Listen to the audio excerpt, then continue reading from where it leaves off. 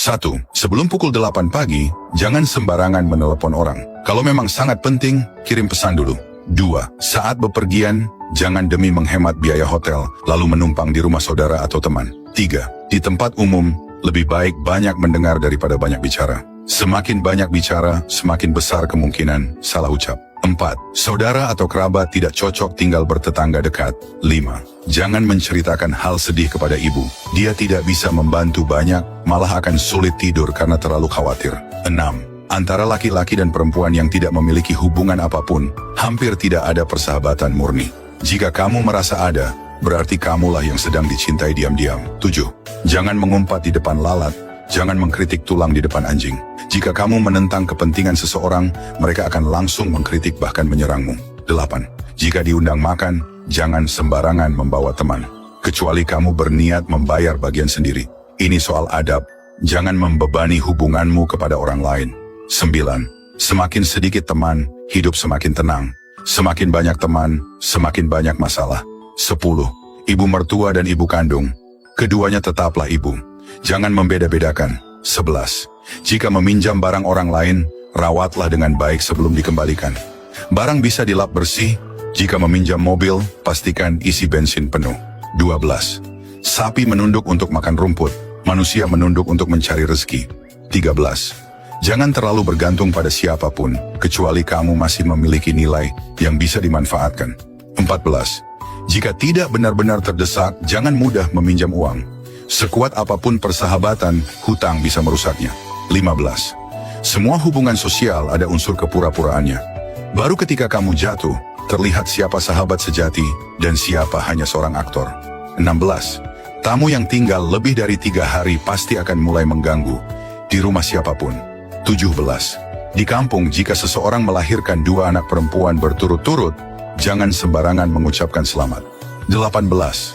Dalam hidup, jangan takut bersinggungan dengan orang lain, karena 90% orang yang tersakiti olehmu sebenarnya tidak terpengaruh apa-apa. 19. Jika bisnis sedang merugi, jangan ceritakan kepada orang yang kamu berhutang. 20. Orang yang dari awal sudah menjelaskan untung dan rugi kepadamu, biasanya bukan orang jahat, justru layak dipercaya. 1/1. Ketika hubungan sudah putus, entah saudara atau teman, tidak akan pernah kembali seperti dulu. Peraturan-peraturan tersembunyi ini bukan hanya pengingat tentang adab sosial, tetapi mencerminkan satu hal yang jauh lebih penting. Dalam hidup dan dalam hubungan, orang yang memiliki pemikiran fleksibel selalu selangkah lebih maju daripada yang lain.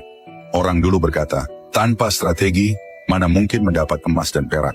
Ingatlah, kaya karena otak, bukan karena otot. Cerdas karena pikiran, bukan karena tenaga angkat kepala dan lihat jauh ke depan. Jangan hanya menunduk dan bekerja tanpa arah. Sekolah dasar menyingkirkan anak yang tidak diperhatikan, SMP menyingkirkan anak yang orang tuanya tidak mampu mendidik, SMA menyingkirkan anak yang orang tuanya tidak berani mengatur. Dunia orang dewasa adalah dunia seleksi, bukan lagi pendidikan. Ada orang tua yang hanya memastikan anak makan dan berpakaian cukup, tetapi tidak mengajarkan cara berpikir dan cara menjadi manusia. Dan itu adalah bahaya paling besar.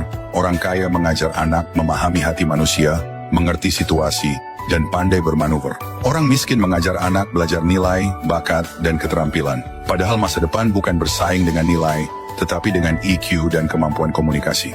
Jika Anda ingin anak Anda cerdas, punya strategi, dan pandai bersosialisasi, anak yang membaca seri ini menjadi cerdas sampai membuat orang lain terkejut.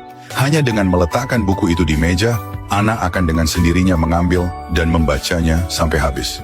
Anak-anak yang membaca buku ini akan belajar cara memuji orang dengan benar dan tepat waktu, berpikir sebelum bertindak, bertanggung jawab atas tindakan sendiri, belajar dari orang yang lebih hebat, memahami sudut pandang orang lain untuk menyelesaikan masalah. Buku ini menggunakan format komik untuk mengajarkan anak prinsip hidup, cara bersikap, dan cara berkomunikasi.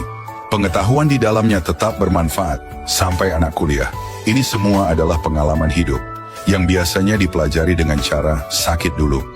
Setiap bagian berisi komik plus kisah nyata yang membuat anak mudah memahami. Jangan tunggu sampai anak jatuh